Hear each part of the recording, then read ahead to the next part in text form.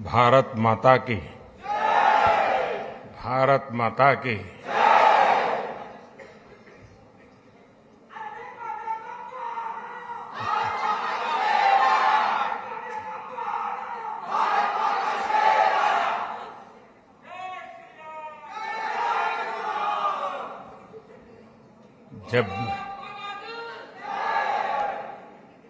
जब भी मैं जापान आता हूं तो मैं हर बार देखता हूं कि आपकी स्नेह वर्षा हर बार बढ़ती ही जाती है।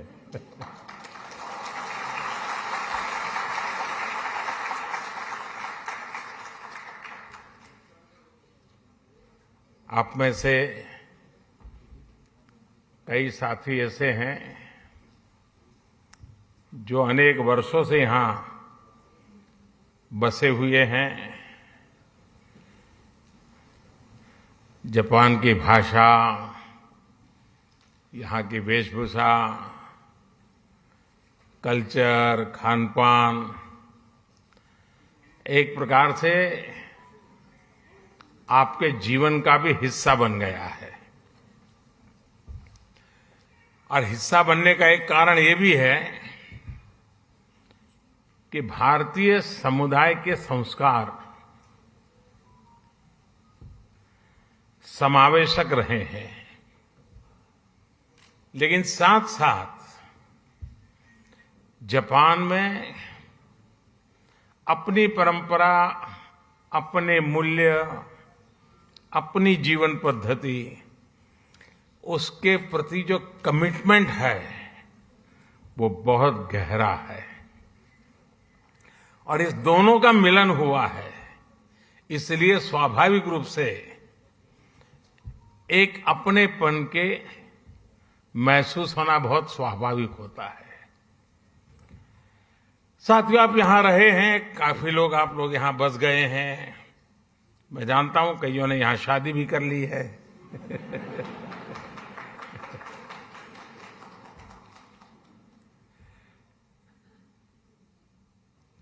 लेकिन ये भी सही है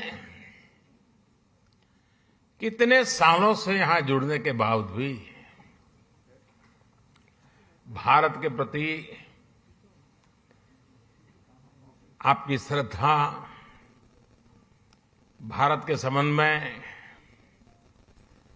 जब अच्छी खबरें आती हैं तो आपकी खुशियों का पार नहीं रहता है, होता है ना।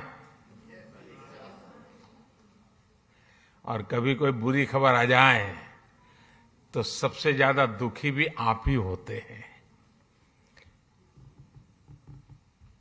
ये विशेषता है हम लोगों की कि हम कर्म भूमि से तन मन से जुड़ जाते हैं, खप जाते हैं, लेकिन मातृभूमि के जो जड़ों से जुड़ाव है उससे कभी दूरी नहीं बनने देते हैं। और यही हमारा सबसे बड़ा सामर्थ्य है। साथियों, स्वामी विवेकानंद जी जब अपने ऐतिहासिक संबोधन के लिए शिकागो जा रहे थे तो उससे पहले वो जापान आए थे। और जापान ने उनके मन मंदिर में, उनके मन मस्तिष्क पर एक गहरा प्रभाव छोड़ा था। जापान के लोगों की देशभक्ति, जापान के लोगों का आत्मविश्वास, यहां का अनुशासन, स्वच्छता के लिए जापान के लोगों की जागरूकता, विवेकानंद जी इसकी खुल करके प्रशंसा की थी। गुरुदेव रविंद्रनाथ जी टैगोर ये भी कहते थे, जापान एक ऐसा देश है जो एक ही साथ प्राचीन भी है और आधुनिक भी है। और टैगोर ने कहा था, Japan has come out of the immemorial East like a lotus blossoming in easy grace. All the while, keeping its firm hold upon the profound depth for which it has sprung. यानी कहना वो चाहते थे कि Japan कमल के फूल की तरह जितनी मजबूती से अपनी जड़ों से जुड़ा है, उतनी ही भव्यता से वो हर तरफ सुंदरता को भी बढ़ाता है। हमारे इन महापुरुषों की ऐसी ही पवित्र भावनाएं जापान के साथ हमारे संबंधों की गहराइयों को स्पष्ट करती हैं। साथियों, इस बार जब मैं जापान आया हूं तो हमारे डिप्लोमेटिक संबंधों को 70 साल होने जा रहे हैं, 7 दशक। साथियों, आप भी यहां रहते हुए अनुभव करते होंगे, हिंदुस्तान में भी हर कोई अनुभव करता है कि भारत और जापान नेचुरल पार्टनर है। भारत के विकास में, भारत की विकास यात्रा में जापान की महत्वपूर्ण भूमिका रही है। जापान से हमारा रिश्ता आत्मीयता का है, अध्यात्म का है। जापान से हमारा रिश्ता सहयोग का है, अपनेपन का है। और इसलिए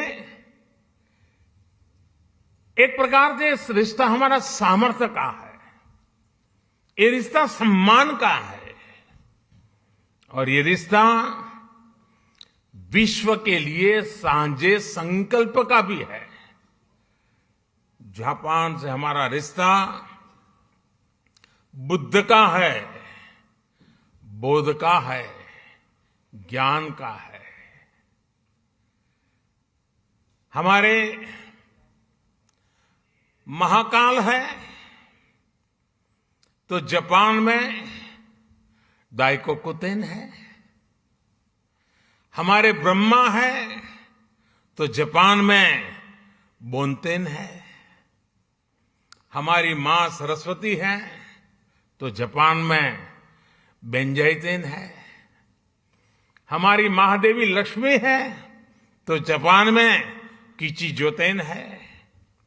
तो हमारे गणेश हैं तो जापान में कानगीतेन है।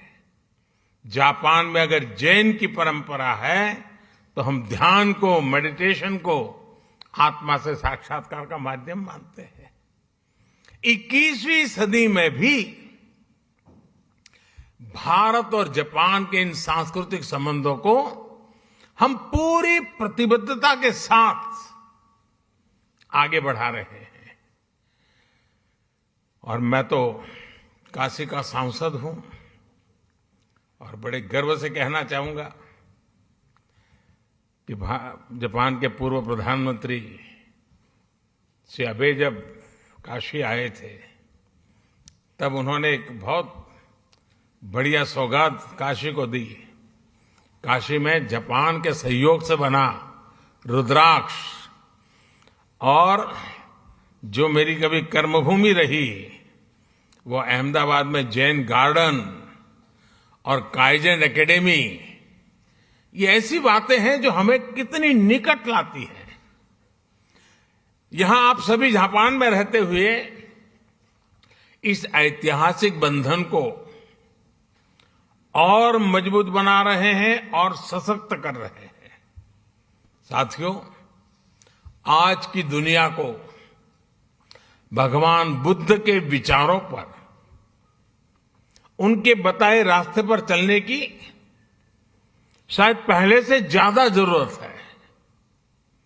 यही रास्ता है जो आज दुनिया की हर चुनौती, चाहे वो हिंसा हो, अराजकता हो, आतंकवाद हो, क्लाइमेट चेंज हो, इन सब से मानवता को बचाने का यही मार्ग है।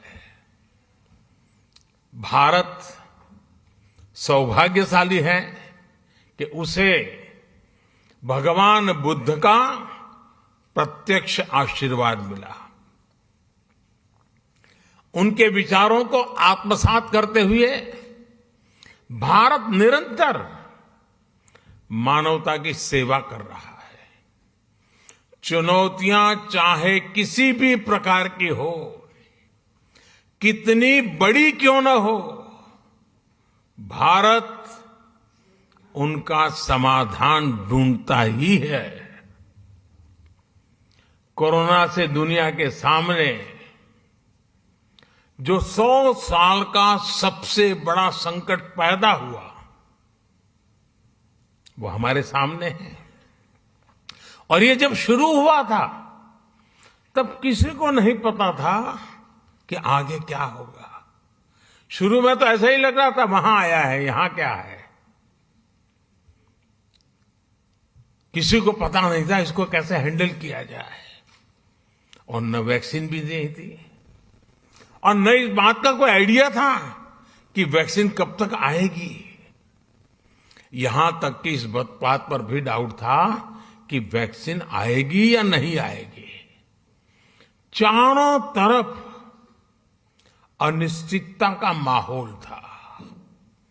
उन परिस्थितियों में भी भारत ने दुनिया के देशों में दवाएं भेजी। जब वैक्सीन्स अवेलेबल हुई तो भारत ने मेड इन इंडिया वैक्सीन्स अपने करोड़ों नागरिकों को भी और दुनिया के 100 से अधिक देशों को भी भेजी।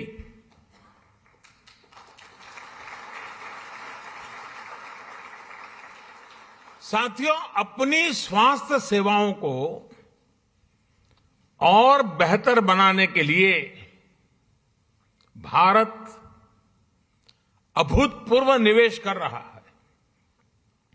दूर सुदूर क्षेत्रों में भी स्वास्थ्य सुविधाएं पहुंचे, इसके लिए देश भर में लाखों नए वेलनेस सेंटर्स बनाए जा रहे हैं। आपको ये जानकर के भी खुशी होगी, शायद आज आपने भी सुना होगा, वर्ल्ड हेल्थ ऑर्गेनाइजेशन WHO ने भारत की आशा वर्कर्स, आशा बहनों को director generals global health leader award से सम्मानित किया है।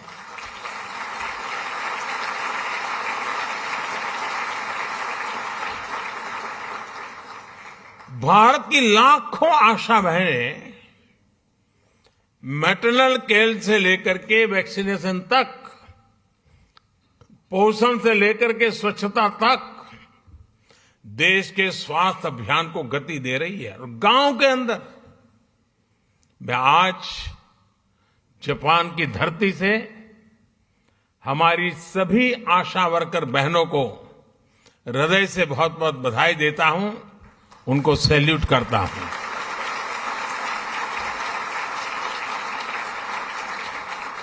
साथियों, भारत आज किस तरह वैश्विक चुनौतियों का मुकाबला करने में मदद कर रहा है, इसका एक और उदाहरण एनवायरनमेंट का भी है। आज क्लाइमेट चेंज विश्व के सामने मौजूद एक महत्वपूर्ण संकट बन गया है। हमने भारत में इस चुनौती को देखा भी और उस चुनौती से स्थायी समाधान के लिए रास्ते भी खोजने की दिशा में हम आगे बढ़े। भारत ने 2070 तक नेट जीरो के लिए कमिट किया है।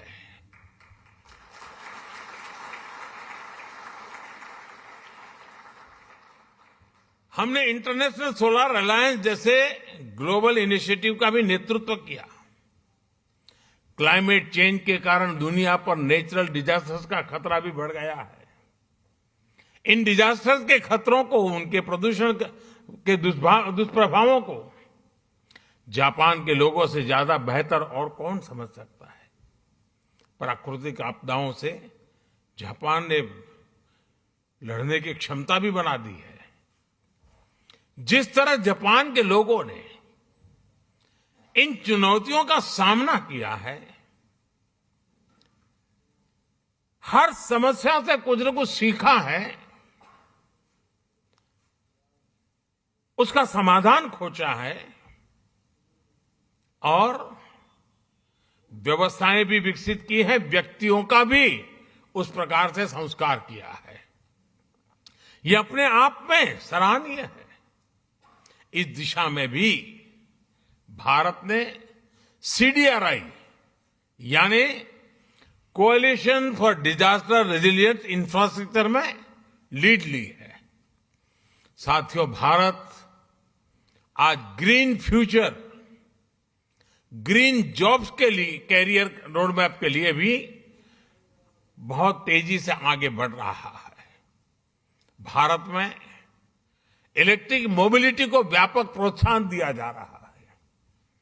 ग्रीन हाइड्रोजन को हाइड्रोकार्बन का विकल्प बनाने के लिए विशेष मिशन शुरू किया गया है। बायोफ्यूल से जुड़ी रिसर्च और इंफ्रास्ट्रक्चर के निर्माण पर बहुत बड़े स्केल पर काम चल रहा है। भारत ने इस दशक के अंत तक अपनी टोटल इंस्टॉल्ड पावर कैपेसिटी का 50% नॉन फॉसिल फ्यूल से पूरा करने का संकल्प लिया है।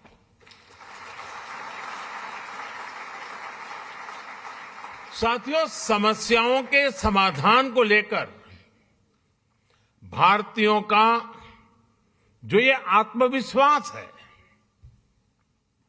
ये आत्मविश्वास आज हर क्षेत्र में, हर दिशा में, हर कदम पर दिखाई देता है। ग्लोबल सप्लाई चेन को जिस प्रकार बीते 2 सालों में नुकसान पहुंचा है, पूरी सप्लाई चेन सवालिया निशान में घिरी हुई है। आज सारी दुनिया के लिए यह अपने आप में एक बहुत बड़ा संकट बना हुआ है। भविष्य में ऐसी स्थिति से बचने के लिए हम आत्मनिर्भरता के संकल्प के साथ आगे बढ़ रहे हैं।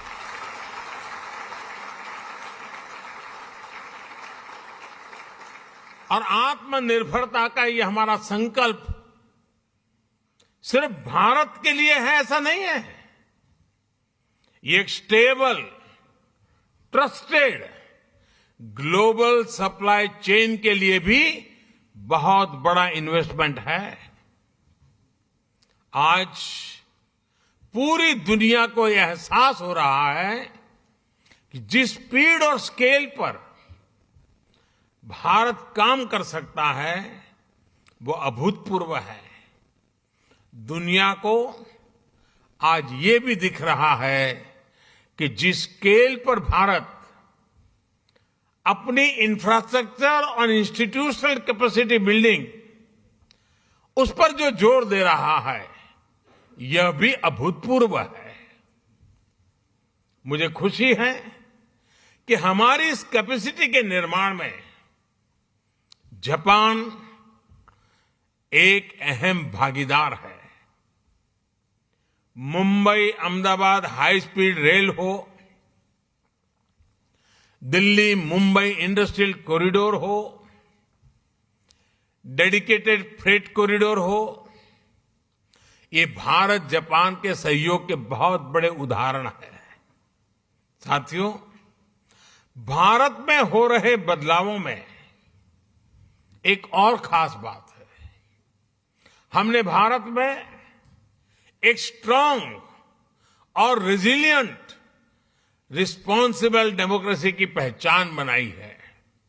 उसको बीते 8 सालों में हमने लोगों के जीवन में सकारात्मक बदलाव का माध्यम बनाया है।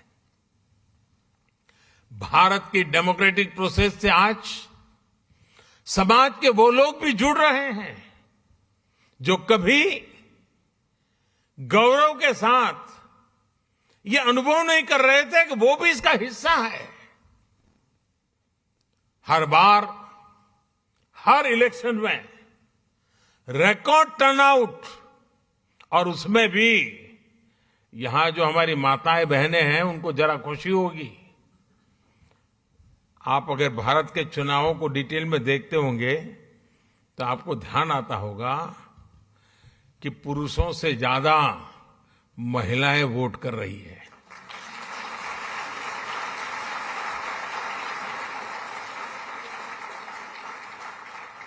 ये इस बात का प्रमाण है कि भारत में डेमोक्रेसी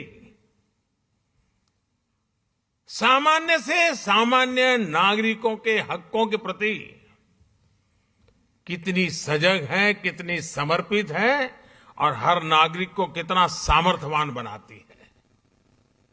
साथियों, मूल सुविधाओं के साथ साथ हम भारत के एस्पिरेशन को भी नई बुलंदी दे रहे हैं, नया आयाम दे रहे हैं। भारत में इंक्लूसिवनेस का, लीकेज प्रूफ गवर्नेंस का, यानी एक ऐसी डिलीवरी व्यवस्था, टेक्नोलॉजी का भरपूर उपयोग करते हुए एक ऐसे मैकेनिज्म को विस्तार किया जा रहा है ताकि जो जिस चीज का हकदार है वो बिना मुसीबतें, बिना कोई सिफारिश को, बिना कोई करप्शन किए अपने हक को प्राप्त कर सकता है, और उसमें हम पूरी ताकत से जुटे हुए हैं।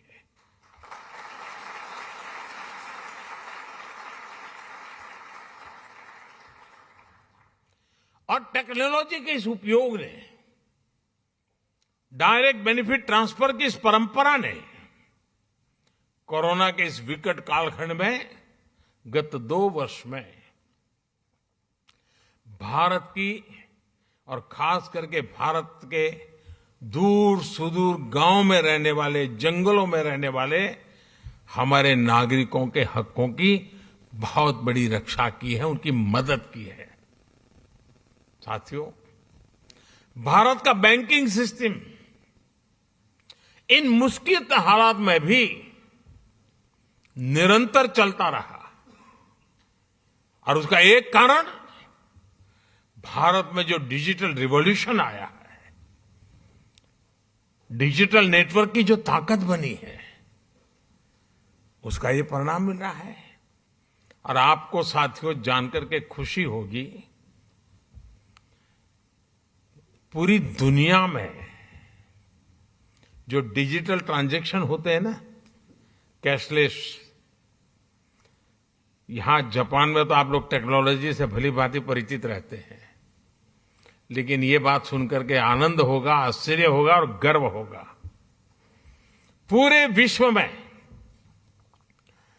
जितना भी डिजिटल ट्रांजैक्शन होता है उसमें से 40% अकेले भारत में होता है।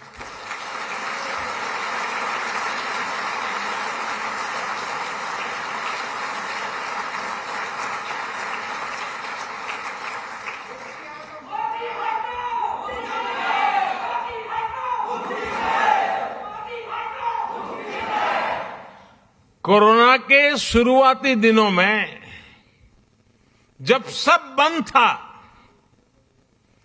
उस संकट के कालखंड में भी भारत सरकार एक क्लिक बटन दबा करके एक साथ करोड़ों भारतीयों तक आसानी से उनके लिए जो मदद पहुंचानी है पहुंचा पाते थे।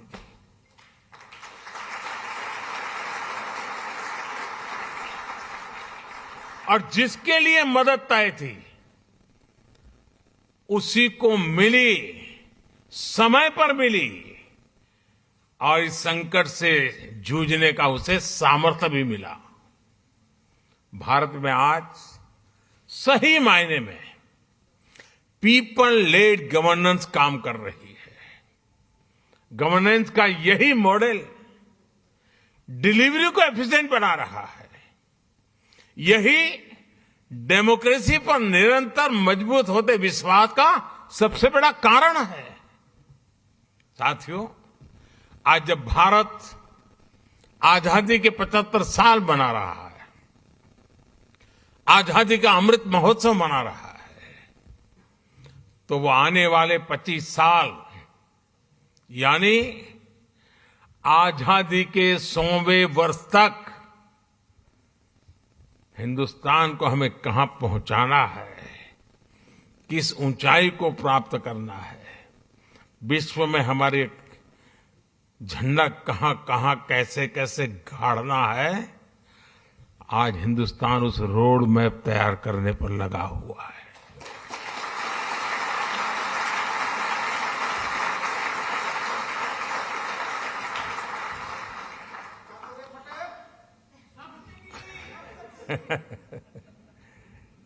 आजादी का ये अमृतकाल भारत की समृद्धि का, संपन्नता का